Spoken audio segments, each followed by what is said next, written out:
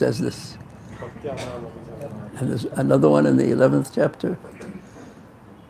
I also can't remember. Bhakti mam abhijanati, only by bhakti.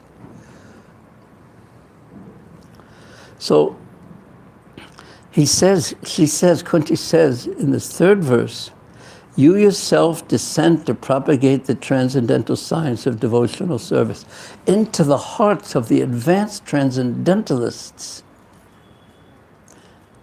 and the mental speculators, very advanced souls who are purified, being able to discriminate between matter and spirit. Those souls who you will give them bhakti, teach them bhakti. Those souls who don't experience themselves as part of this material world. They can see, I'm not this body, and I'm not my karma, I'm not my mind. They experience themselves completely different from the material realm. Not theoretically, but actually. And for those persons who are so advanced spiritually, Kunti says,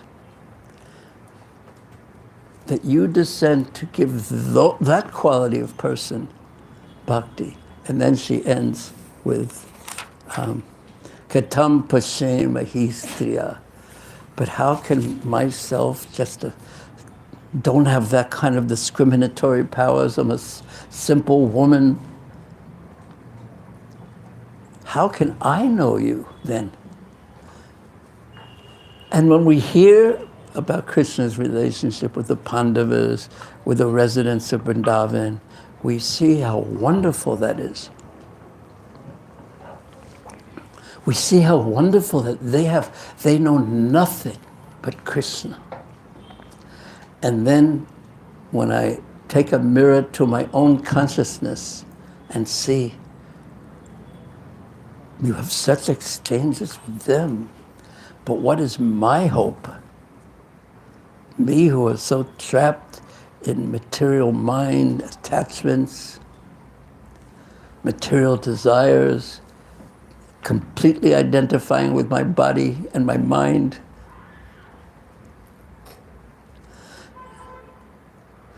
When we were driving here, there was a bus hit someone, we didn't see it, but it hit some lady who was driving his car. And I've never seen someone who thought a hankar like that, a hankar. She was so angry. She identified herself so much with her car. She was so angry. She was fighting with the police people. And then she even took a rock because a hankar. So who had hit me, my car, is the bus. She took a rock and hit the bus. Do you think I'm making this up just for the class, or do you think we really saw this? What's your guess? It really happened. It's true. Yes, Prabhu? It really happened. I mean, he's so gentle, he would say yes anyway, but she was so angry. Whew. A hankar, full identification. You hit me. The car. A hankar. You get it? Do you give class sometimes? Do you give class sometimes? You can use that.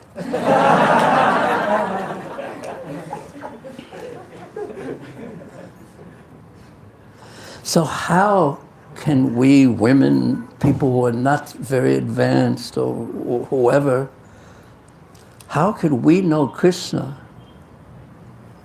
despite our being, what's the key to knowing Krishna? So what does Kunti say? So in that hopelessness, that I don't have the qualification to know you, Krishna, she's going to describe what the qualifications actually are. Let me offer my respectful obeisance, Krishnaya Vasudevaya Devaki Nandanaya Cha Nanda Gopakumaraya Govindaya Namo Namah. So then she changes from a feeling of hopelessness that how can I know Krishna? I'm so attached and entangled in this world. Let me therefore offer my respectful obeisances. She offers her obeisances unto the Lord, who has become the son of Vasudeva, who is the pleasure of Devaki, Devaki Nandanaya, the boy of Nanda, and the other cowherd men of Vrindavan, and the enlivener of the cows and the senses. So what is common to all these people that she's offering, or Krishna? It's in relationship to his devotees, who all have this intimate relationship with him of bhakti, of great love. Different qualities, different intensities, but they all love Krishna. So in their example, key, and that key is that we need to develop a loving relationship with Krishna, not just a theoretical, intellectual relationship, but we have to learn to love Krishna. Not we have to in the sense of we have no choice, but we have to in the sense if we want to advance in Krishna consciousness, we must advance into that, a lover of Krishna. Not imitate, of course. We have to be honest that this is where my lack of advancement now. But this is the goal.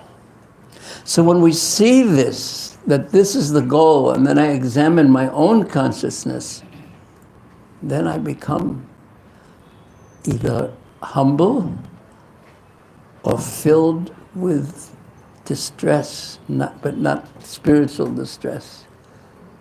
What's the difference between low self-esteem, thinking how bad I am, and humility?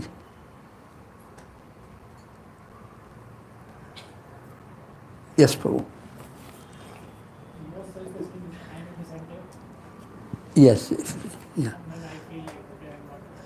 When one thinks, oh, I'm so bad, I did this, I did that, I did this, I'm so unqualified, I'm so attached, that's not humility. Because who's in the center? Me. I'm just thinking about myself. But humility is when, oh yes, I'm so full. Oh Krishna, what other hope do I have? It's that taking shelter of Krishna that makes the difference. Otherwise, it's just self-absorption. It's, in psychological terms, it's neurotic behavior. And now she says, O Rishikesh, O Master of the senses, and Lord of all lords, you have released your mother Devaki, who was long imprisoned and distressed by the envious King Kamsa, and you have saved me and my children from a series of constant dangers, the Pandavas. My dear Krishna, your lordship has protected us from a poisoned cake beam, from a great fire in the fire of the house of lac, from the cannibals, from the vicious assembly, from suffering during our exile in the forest, and from the battle where great generals fought in Kurukshetra. Now you have saved us from the weapons of Aswatthama. But now, after saving us and being with us all the time, you're leaving. This was most intolerable for her. So intolerable that she says in the next verse, Vipadashantu shastra tatra tatra jagat kuru bhavato darshanam yatsyat apana bhavadarshanam. That, and this seems so opposite to material consciousness. It is. Because we prayed to Krishna, or she didn't even have to pray to Krishna. She was always depending on Krishna.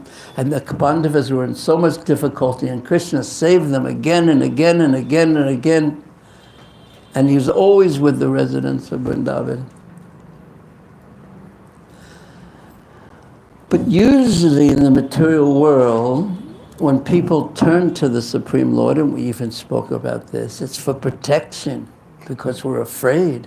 Because this is the common element of everyone in material existence. Everyone is afraid. because it's an unnatural position, like a fish who's out of water. There's something uncomfortable in it. No matter what we do, no matter what we surround ourselves with, there's something missing. And then we're afraid of losing whatever it is that we have, especially the body. So we usually take shelter of Krishna when we're afraid and we have no other choice. When there's a difficulty, we take shelter of Krishna. Because we don't want the difficulty, we don't want the calamity, we don't want to be in distress. But here Kunti is saying something. She says, I wish those calamities, those difficulties, I wish they would happen again and again, so that we could see you again and again. So it's not that she liked difficulties and liked calamities and she liked anxiety. But if in that circumstance you, Krishna, were always so close to me, I prefer that again and again. Then now the battle is over. My sons, Yudhisthira is the king. The Pandavas, the rest of my sons, they're in control of the kingdom. I'm the queen mother. I have everything I need, everything I want. There's no more calamities. But you're leaving. I would rather the situation of calamity with you with us than perfect peace, eternal happiness, opulence, but without you. This is love for Krishna.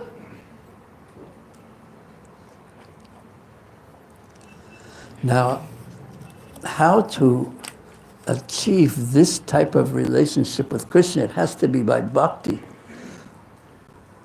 We've heard that in the previous verses. Now, here's where a cut has to be made if one wants to advance. Even, not if one wants to advance, at least one must know this. And then the advancement may be slow. Hare Krishna. How are you? You okay? What's your name? Uddhav. And you're Balaram. I've heard about you. But usually Balaram is the elder, but are you elder too, Uddhav? Yeah, I thought so. Are you friends or brothers? Brothers. Okay. Are you friends and brothers? Okay. But do you fight sometimes? Little bit. Who's naughtier? Who's naughtier? You or your brother? They're not brothers. Oh, they're not brothers, but they feel like brothers. Hare Krishna, Balaram, Hare Krishna. So happy that you're here.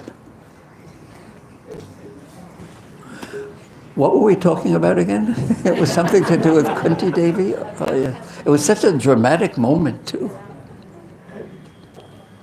She's going to explain the process or the cutting point, because it's hard to accept, but it's reality, that we want to keep our material attachments, tendency, not we, meaning everyone. And yet we want love of Krishna too. But she's going to say something that makes it really clear that we can't have one foot in the material boat of material desires and the other foot in the spiritual boat, spiritual desires, and get the result that we want. We have to have both feet in the spiritual. The desires of Krishna, that means detached from the world of matter.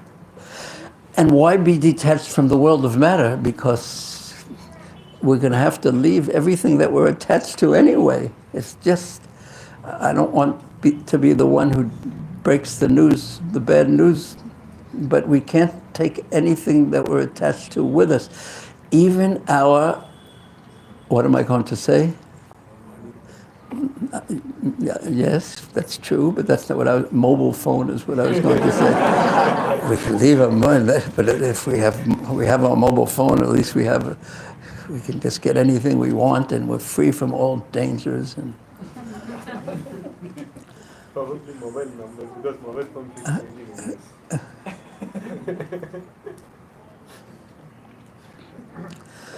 we can't be filled with material desires and also at the same time be filled with spiritual desires. Wo bhi hai, wo bhi nahi hai. Was that good Hindi? Okay, sorry. My Lord, you can easily be approached. It's not that it's hard to approach Krishna, she's saying. You can easily be approached but, there's always a but only by those who are materially exhausted. What does materially exhausted mean? That I've had enough. I've had enough. I've tried this life, actually countless lives, to be happy by my plans, to have this comfortable situation, to have the perfect this. But it can't work. It doesn't work. Not only didn't it work, but it can't work. Because this is the material world. And one cannot be happy in the material world. Now I said it. The bad news. Dukhalayam sasvatam anitya sukham lokam. We long for an eternally stable position. But the material world is always shifting. It's always changing.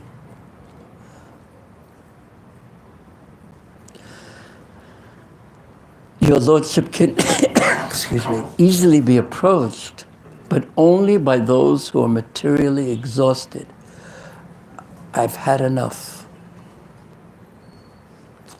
I do what I have to do, but I've taken my desires from the material world and offered them all to you. You are my hope, you are my shelter. One who is on the path of material progress, trying to improve himself with respectable parentage, great opulence, high education, and bodily beauty, they cannot approach you with sincere feeling. This is a very famous verse, and Prabhupada's purport is very powerful. I'll read part of it. Being materially advanced means taking birth in an aristocratic family, possessing great wealth, an education, and attractive personal beauty. All materialistic men are mad after possessing all these material opulences. And this is known as the advancement of material civilization. But the result is that by possessing all these material assets, one becomes artificially puffed up, one becomes proud, and one thinks oneself better than others who don't have that. Or when one sees someone who has something that one would want, one becomes jealous. Or worse still, one becomes envious and wishes harm to that person. The material world and material desires, in that sense, is a trap.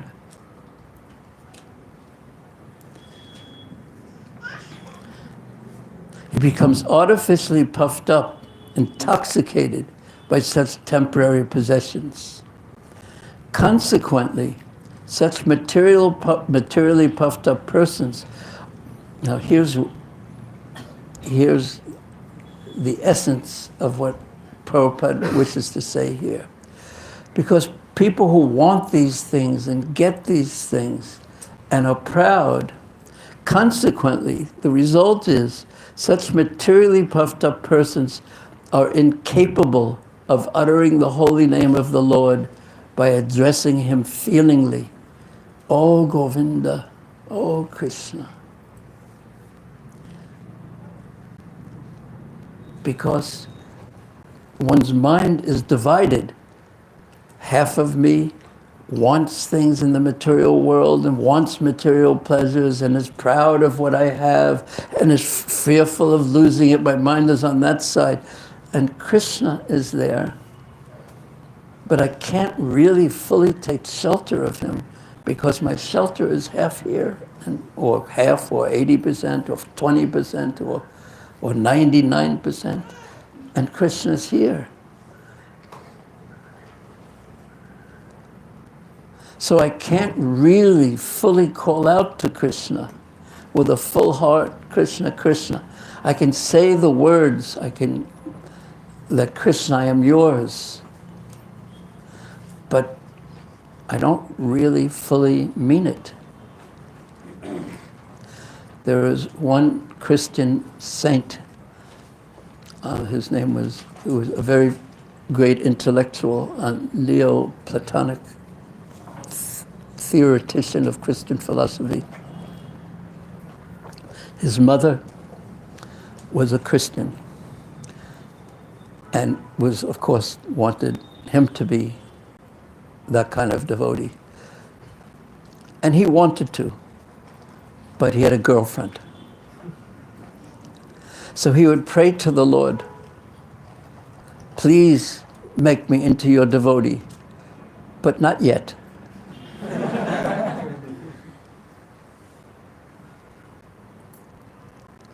And therefore the Bhagavatam says, and this is eventually it happened to him, like it happened to Narada Muni when he was young. Krishna took away everything. Harishya tadanam shanai. And then for the devotee, like the Avanti Brahmana, he had nothing but Krishna.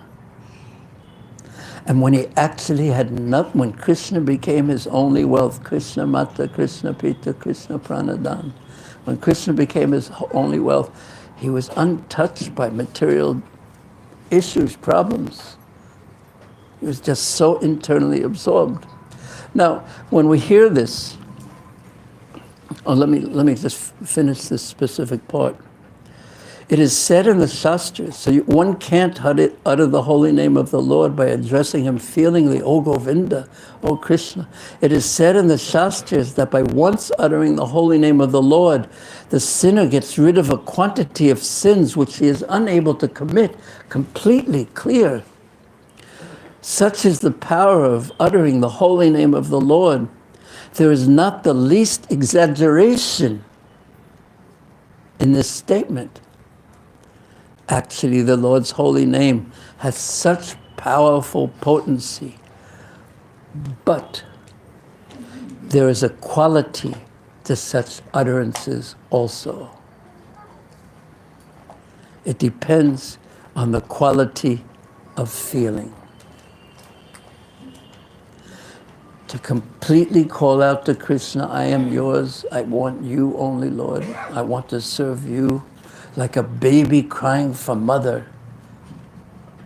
That when the baby cries for mother and really wants his mother, her mother, that cry has such power that when a baby is crying like that, one can't concentrate on anything else. You've noticed this sometimes during classes, it happens. You can't, it's so powerful, and immediately the mother feels the pull in the heart and goes to pacify that child. The mother must do it. And when we call out to Krishna completely, like the baby crying for mother, which was one of the first instructions Prabhupada gave his disciples when he defined what the Hare Krishna mantra meant.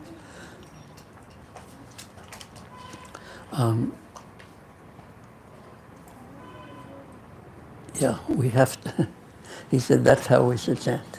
And if one chants in that way, you are everything. I am yours and you are mine. And you all I have. Just like Prabhupada said in that purport.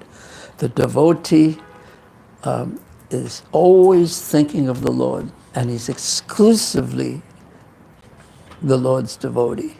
It takes that kind of intensity to get the result that we hear about, that we want. That's full sincerity.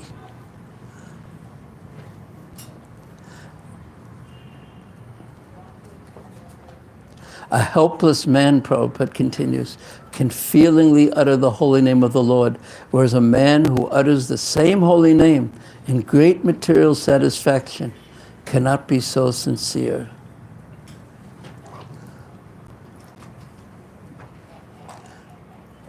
So that explains why I don't get the result that I hear about, because there's a lack of sincerity on my part. So what to do? Should I become despondent? Should I give up? No. I should become humble and understand what the real issue is. And also understand at the same time that my life is running out. And where do I want to be? And where do I want my shelter to be at the time when it's time for me to leave this world? So if I become humble and understand that I'm not the greatest devotee, rather I'm aware more than anyone else is of my lack of devotion. And yet Krishna is so kind to me in so many ways. Let me serve those who are more attached to Krishna than me. There's no saying it's not like all or nothing. Krishna will always give us a door that's open, and we should walk through that door, an opportunity to serve. Opportunity to serve is the great gift of Krishna. Oh, I don't have it with me. I was about to say unfortunately, but then I realized it was on my mobile phone. So I won't say unfortunately, because that means I don't have my mobile phone with me, which is fortunately. But there's one quotation from Srila Bhaktisiddhanta Saraswati Thakur that says that serving the devotees is not a means to an end. It's not the means, it's not the way to get something. It's actually the end in itself, to be in that kind of humble mood. And who should we serve? Sometimes we think, well, I want to serve the Maha Bhagavata only. But actually, we are servants by nature. We should serve everyone, actually everyone, especially those who are trying their best or some way or another to advance in their devotional service. We should be in the mood of serving them, not in the mood of being master, not in the mood of being Prabhu, but thinking of others as Prabhu.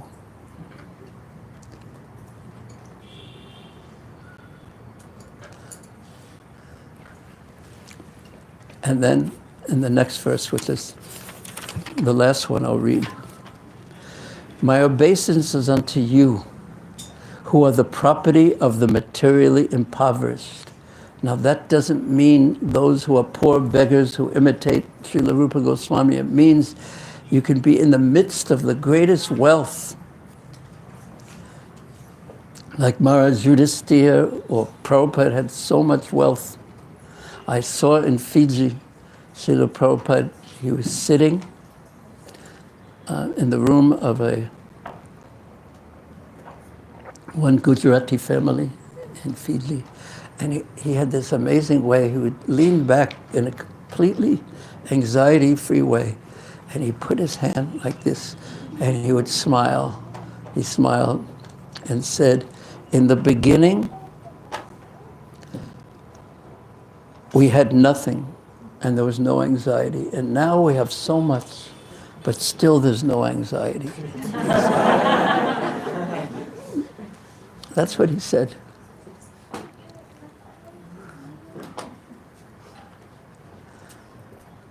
But he had so much wealth, actually, even at that time. But he never thought it was his. He always considered himself a beggar. Tridani Bhiksha, Swami. He always thought of himself, this is all Krishna's. Whatever success has come to me, it is Krishna's. Whatever wealth, it's not mine, it's Krishna's. People are calling me Prabhupada, but it goes through me, it goes to my Guru Maharaj, it goes to Mahaprabhu, it goes... And because of that bravery and that humility, Prabhupada could have millions and millions and millions and millions of dollars and it wouldn't affect him because everything was for Krishna. So when Kunti Devi says, my obeisance is unto you, who are the property of the materially impoverished, that means people aren't putting their value, their mind, their consciousness into possessing the things of this world. They only want to possess Krishna. And when they only want to possess Krishna, when we only want to possess Krishna, then Krishna becomes our property. Ye tamam papadyante. He reciprocates.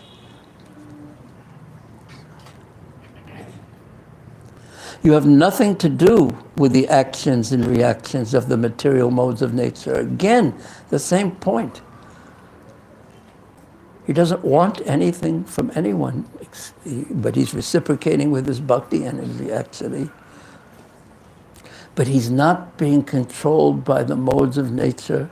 He is the lover. He is Bhakta Vatsalya Atma Pajanta Vedanyata. This is Krishna. And if you want to understand Vrindavan, Braja, if you want to see the mind of Chaitanya Mahaprabhu, you have to see this point. That the devotee is in love with Krishna, and Krishna is in love with his devotees. He's reciprocating with their love for him. In the 11th chapter, which we won't get to in this series of classes, when Krishna...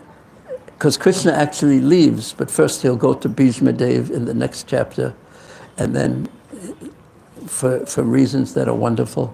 And then after that, he leaves Hastinapur, and all the ladies are on the roofs and saying the people in Hastinapur are so fortunate because they're going to see Krishna, and now he's leaving us, and everyone's crying. Yudhisthira and the armies go accompany Krishna. So it's the time for the Hastinapur people to cry. And it's the time for the Dwarka people to rejoice. So Krishna blows his conch shell. He enters Dwarka. Everyone accompanies him. He goes to the house of his mothers and father. And then he goes into the palace of his queens. And Prabhupada's purports are so important and powerful there because he explains that Krishna is acting as the perfect husband of these queens, because they want to love him in that way. And he is reciprocating with him and causing them the greatest of ecstasies. Causing them the greatest ecstasies because they want to love him. They do love him in that mood, and he's reciprocating with them. So he's beyond the modes of nature. He doesn't need anything of this world. He doesn't need either our leaf, of our flower, our fruit, or our water, or our donations, or this or that, but he'll reciprocate with everyone. And it's in our interest to love him. And to do that, we heard that we can't love the material world at the same time, nor can we take our material attachments with us. It's so hard to understand this and accept it. And not that we have to make believe we're more attached to Krishna or more detached from matter than we are. We'll just become humble and depend on Krishna and serve to the best of our capacity. Humbly. very humbly.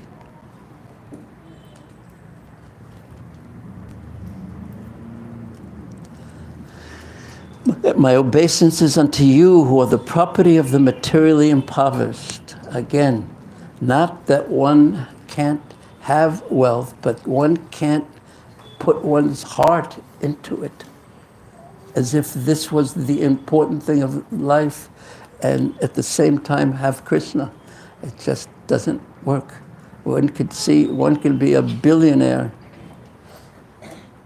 There's one pastime that I heard Prabhupada tell of.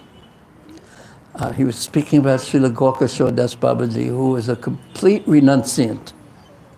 It's on a recording, so you may have heard it already. So one of the great Jamindars, the landlords of Calcutta, appreciated Srila Gorkashore Das Babaji Maharaj. So he was holding some kind of a festival, some kata of some sort. So he came to Mayapur and was inviting Gorkashore Das Babaji to come. And then he was insisting that he came, and he tried to, yes, you should come, you must come, you must come, we want you to come. And Srila Gorkashore Das Babaji said, you have so many tenants already, and you control them. Why do you want to control me also? And he wouldn't go.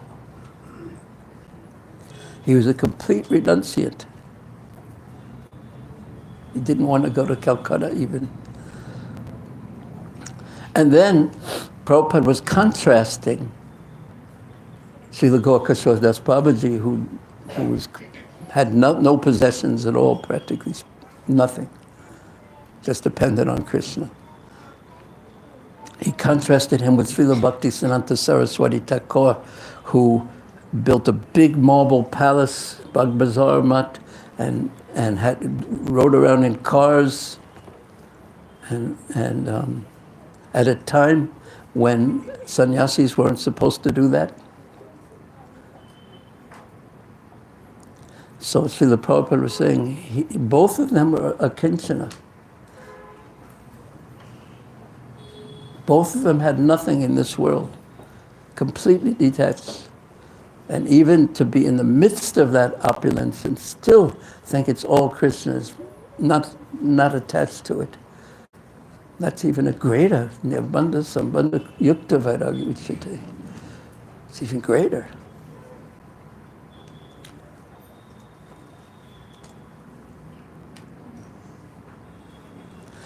So this verse ends in this way. You have nothing to do with the actions and reactions of the material modes of nature. You are self-satisfied, Kunti says, O Krishna. And therefore, you are the most gentle and the master of the monists, of the impersonalists. You'll give the impersonalists what they want. You'll give everyone what they want, but you'll give yourself to your devotees because they only want you. Let me just check. Thank you very much. There's so many more wonderful prayers, but this is where we'll stop. So she's explaining the process of getting Krishna, who is so attractive, who serves his devotees. He becomes the servant of his devotees. He gives himself to his devotees. The all-powerful, independent, Supreme Personality of Godhead. He becomes the servant of his devotee, and that's how he's introduced to us in the Bhagavatam. He's the driver of Arjuna. So what makes him do that? He's not a paid driver. What makes him serve his devotees? And all devotees, not only the most advanced, he serves all the devotees to different degrees. Because he's Bhakta Vatsalya. He's the lover of his, this is his nature.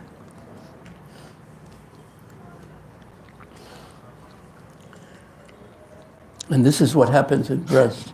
And this is what Mahaprabhu is always meditating on.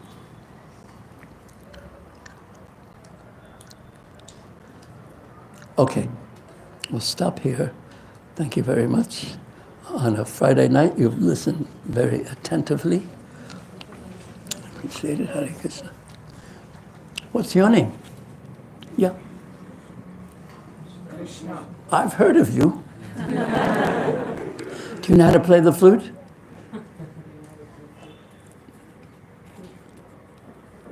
No. Oh, must be a different Krishna.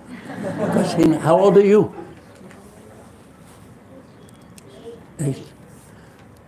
That's a wonderful age. Are you happy?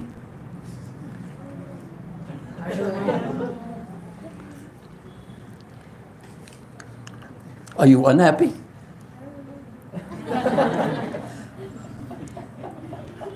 But you know you're Krishna.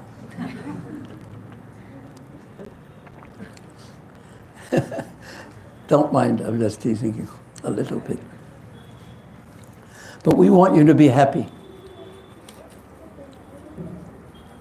What did he say? Okay, I'll be happy. Okay. We want you to be very happy. Will you be very happy? I can't do that.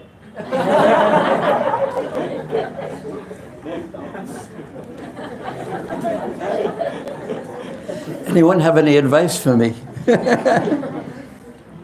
Anyway, thank you very much for coming, Prabhu. I'm very happy to see you. Hare Krishna. Do you like prasadam? Okay.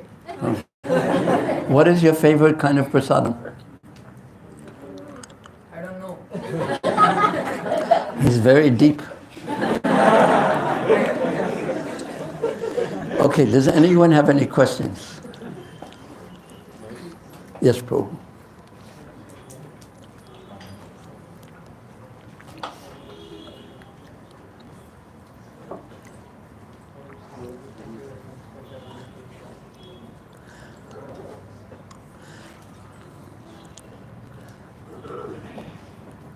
The good thing about cordless microphones is that they don't have any cords. The bad thing about them is they never work. Can I ask loudly? Yeah.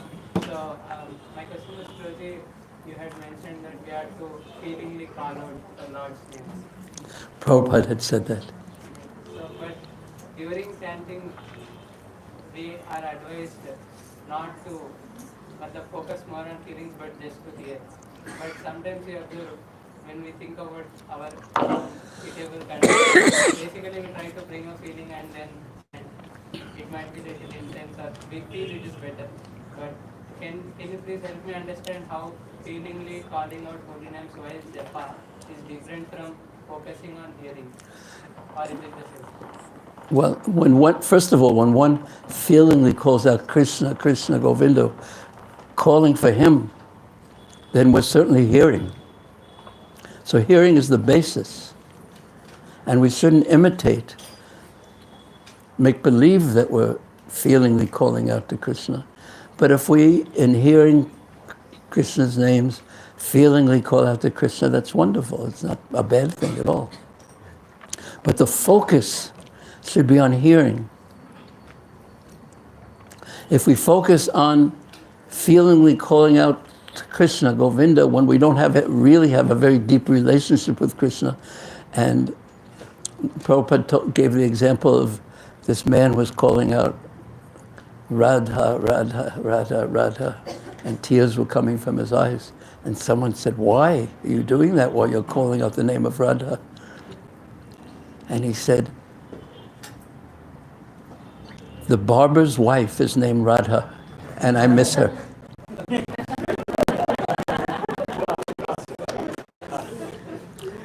So, you get the point? That we shouldn't imitate, the goal isn't to call out just for the feelings isn't the goal. The goal is to love Krishna. So the process of learning to love Krishna is proper chanting.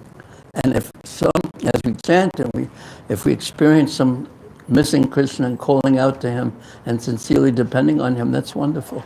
And your hearing will not suffer. Did I answer your question? Okay, Hare Krishna. Yes. So you said to attain Krishna we need to have love for Krishna. Yes. Yeah. So this is the basis of it. So how do we increase our love for Krishna? And whatever situation. Our whole process is on that point. And it's not just love for Krishna, it's loving service. That's what bhakti is. Devotional service. So we wake up early, we follow principles, so our mind doesn't get clouded and we don't overly attach ourselves to the body and things like that. We follow principles. We live in a particular way, sattvik. We offer our food to Krishna. We serve Krishna. Somehow or another we serve Krishna in our life. Whatever our life is, we find out how I can please Krishna through what I'm doing. And we chant, and we hear, and we associate. Our whole process is just for that, to develop our love for Krishna. And we have to be humble and understand where we are now. If you want to become, what do you do in your life, in your days? I work and I do chanting Okay, you work. You have a job. How long have you been working? around 3 years. And what field do you work in? Software Okay, software you program or manage or engineering. software engineer? You mean structure of the program or The coding part. the code? You code, okay. So when you were 8 years old, for example, and you were learning basic mathematics or something like that, you may have had the desire, of course you didn't, but I'm going to become a coder when I grow up. But you can't become a coder immediately. But at some point you decided this is what I want to do. But you still couldn't be that immediately. And you can't, after 3 years, be the most expert coder maybe. It takes experience, it takes making mistakes, it takes learning how to do things in an elegant way that's very, very direct. So you may want to be the most expert coder right now, most creative expert coder, but you have to go through the steps to become that. So similarly, we want to love Krishna, and that goal should be very strong. But still we have to go through the steps, the process of becoming that. And that's our life. Helping others, too, is part of the process, preaching. Serving those who are preaching is part of the process. Being humble is part of the process. Is that okay? Hare Krishna. Yes. And then some of the Matajis can ask questions too, don't worry. Yes. This is based on yesterday's class. Yes. You had mentioned Vyasadeva sent his disciples to recite shlokas to bring Shukadeva Goswami. I just wanted to clarify why he didn't go himself.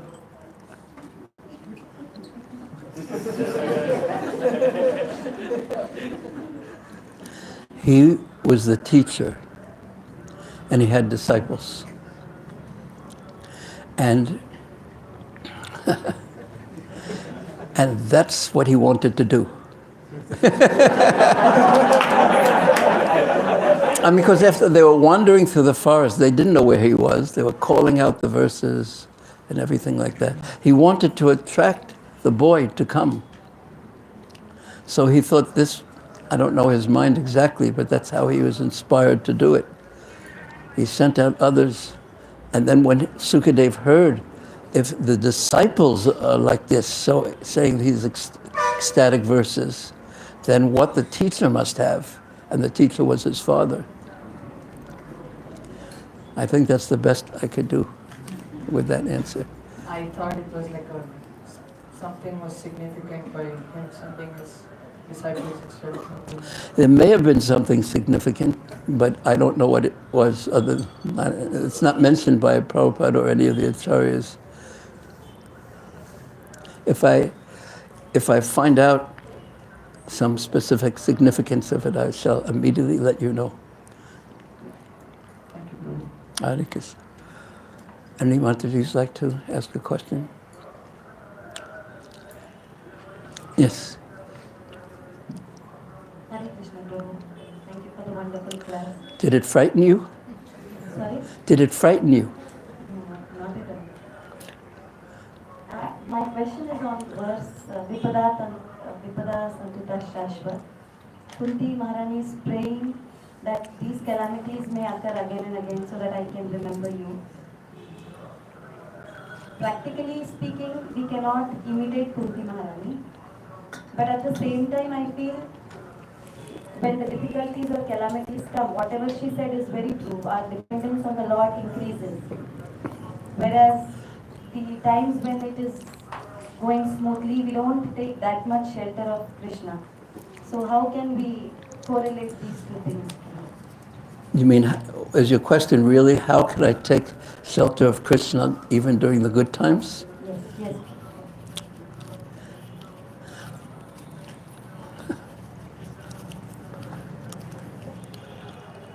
Do you want bad times to happen? Then take shelter of Krishna during the good times. Don't have Mare Krishna Rake Ke, Rake Krishna Mare Ke. If you remember Krishna in bad times, the bad times will go away. If you remember Krishna in the good times, you won't have bad times.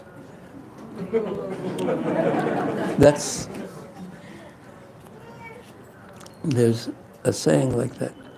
But the point isn't the good or the bad times, really. The point is that in remembering Krishna, in chanting and remembering Krishna, always the relationship with him awakens and blossoms. And that's what we want. So the deluding energy, Maya, in the good times may cover that desire to be with Krishna.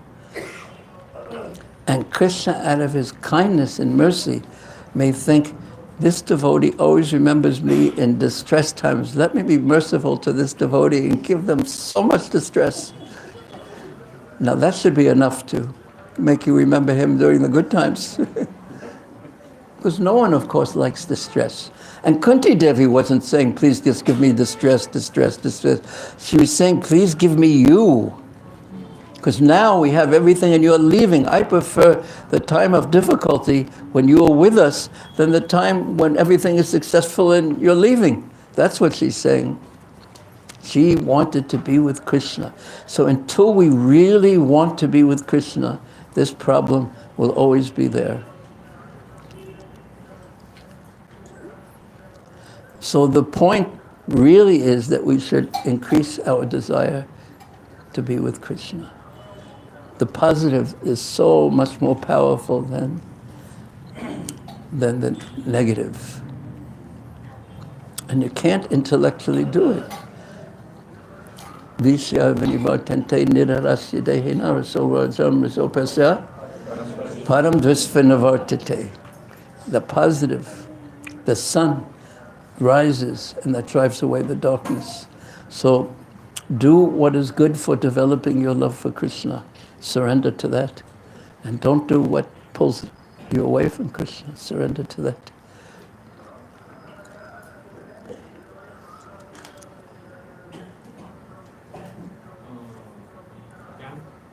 Can you replace personal chanting with kirtan?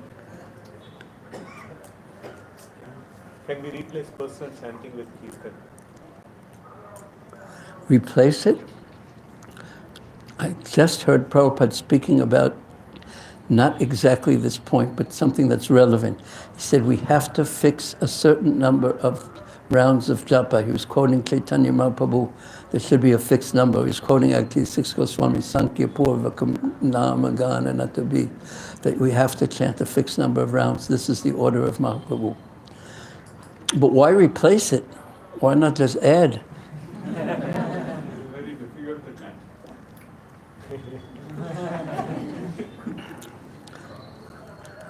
Even 2 rounds a day?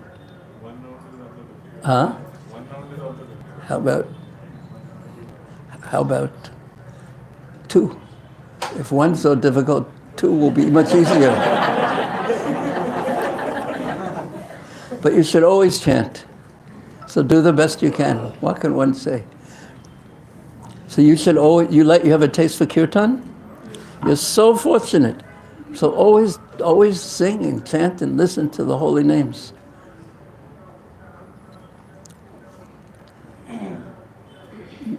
I won't say any more. You should attend your Japa retreat. Okay, yeah, Saturday, Sunday. yeah. Is he welcome? Yes, why not? You're welcome. You can come. He said he's thinking, I won't come unless we only have kirtan.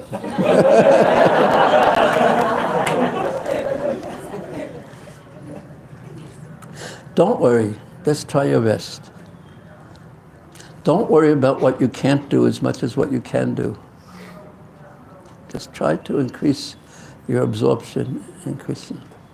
There's general principles that we all follow, but our paths will always be a little bit different because we're individuals. So if you have such a taste for kirtan, always chant. Can you do that? How wonderful. That was Mahaprabhu's order. Kirtaniya Sadahari. If you can always chant, then do that. Then you're so fortunate. Yes, Prabhu. Hare Krishna, Prabhuji. Hare Krishna. Prabhuji, this is in regards to chanting. Obviously, when we are chanting... Do you have the microphone? Mike? Might as well use it. Hare Krishna. Working? Sorry. So, the question is, Prabhuji, that when you are chanting regularly, and someday in the morning you feel that you chanted well and you read well, the moment that I mindset comes that I did well, and some challenge multifold comes that day, and puffs up your ego again, and it's like a cyclical thing which happens every day or every week. It's sort of a struggle. So how to be in a positive mood, Prabhuji, whenever you think that way? What do you mean by positive mood? And what do you mean by chanting well? So chanting well means you are able to focus on the mantra that time. In certain rounds, and after that you read Prabhupada's book, right? And that morning you felt that you did at least all right, and the second half you feel a difference in terms Okay, of chanting. just a few questions. Can you do that anytime you want? Chanting? Chant in a relatively good way. No, mostly in the morning it's better. Okay, in any morning, every morning, can you do that? Not every morning. Some morning is good, some morning is not. Okay, so what causes you to be able to chant better one morning and then another morning? From my experience, I try to think of a principle or a formula, and then I try to, when something works, then I try to apply that the next day and it won't work. So my conclusion is that it's Krishna's mercy. So when you're chanting better, then you should think somehow or another, even though I'm maybe not so deserving, Krishna has given me some mercy, let me take advantage of it. So that would probably help. And then if Krishna is not giving you the same mercy, think, okay, I didn't deserve it anyway, so let me just try my best. And how do I attract Krishna's mercy? By trying my best. And when it comes, take advantage of it. Okay, my other question, I think this should be the last part because my voice is going, starting to really go. What is good chanting to you? You said that when you can hear a little better. But Chaitanya Mahaprabhu, when speaking to Prakasananda Saraswati, described his chanting, and he quoted from, he was speaking about what his Guru Maharaj, Ishwara Puri, said, when Mahaprabhu described his own chanting, he would dance, he would laugh, he would jump up, he would cry. So then his Guru Maharaj quoted a verse. This is what Mahaprabhu said from the Bhagavatam, 11th canto, 2nd chapter, that he said was the essence of the Bhagavatam. And this verse describes what good chanting is. And we should keep this in mind when we say, I chanted well. Evam, Vrata Sapriya Nama Kirtya, Jato Anu Yuta Chitu Chai Hasyat Yito Rodi Raudi Gayanti and Madhavan Rityadi Lokabaya. That I'm chanting Krishna's names, and ecstasy came up, and I danced, and I fell to the ground, tears are pouring from my eyes. I feel devastated on the physical level. I jump up, I laugh, I cry. That's good chanting. When the holy name takes over us, Krishna's presence, Krishna comes fully into his holy names, and we become enraptured, enchanted fully by Krishna. That's good chanting. So we take our little steps, and you aren't saying that you were chanting great, but you were saying it was better than usual, basically. So that's Krishna's mercy. And when one day this will happen to you, that will also be Krishna's mercy. We can't attain perfection or transcendental knowledge by our own power. We can't do anything by our own power. In fact, it depends on Krishna. So we try our best with whatever we have, but ultimately we depend on Krishna. Hare Krishna. Thank you so much. Prahlad, do you have any more questions? Okay. Hare Krishna, Prabhuji, Pranam. What I'm saying that at the time of chanting, sometimes unnecessary thoughts are coming. So I know that. So then I just keep concentrate on the chanting, on the holy name. And in some days, that I feel that whatever I heard that from the Bhagavatam, the Lord Krishna's pastimes, and whatever I read in the Gita, that comes to the mind at the time of chanting. Not every day, some days. So that thoughts are coming, that is Krishna's pastime or the whatever I read from the Bhagavad Gita. It is advisable to think at the time of chanting or not? The basic principle is hearing the sound of the Mahamantra. But if some thoughts of Krishna or the form of Krishna comes to your mind, then it's wonderful, you're very fortunate. But sometimes our mind can be very tricky. And it can say, oh, Krishna's form is so nice.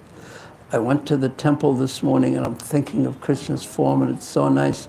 And I hope I can go to tomorrow, but tomorrow I have an appointment also. And not only that, oh no, I have to get traffic, I have to deal with the traffic, and then I have to deal with my boss, and oh no. See, the mind can take us, we grab one thread and the mind can pull us anywhere in the universe so easily and trick us. So if you can always judge how well you're chanting by how you're hearing Krishna's names, then you can look at the holy names as they're printed, you can think of the form of the Lord, you can think of the past. Let it be natural. We can't push our way into advanced consciousness by our unadvanced consciousness, because the mind will trick us, or can trick us very easily. So you said, should I do it or shouldn't I do that? As long as you can hear the holy names increasingly with feeling, yes, do it. But we have to watch our mind, because I've seen this with myself. I'll do something like that, and then after 15 minutes I realize I haven't been I've been moving the beads, and that was all. My mind was completely somewhere else.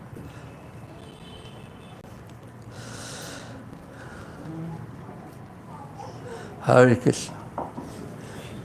Will you come tomorrow to our japa session, or the day after tomorrow, Saturday and Sunday? Yeah. No, generally I do in my hope, but still I'm not attending any kind of chapel because You're welcome if you'd like to come. You're welcome if you'd like to come on Saturday and Sunday.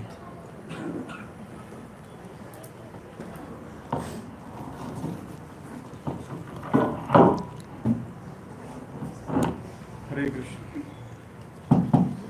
Hare Krishna. Thank you very much. Thursday today, and some devotees have come to hear the Srimad Bhagavatam. Actually, today morning we were discussing in the first canto of Bhagavatam the auspicious arrival of Narad Muni. We very much appreciating what is the meaning of auspicious arrival.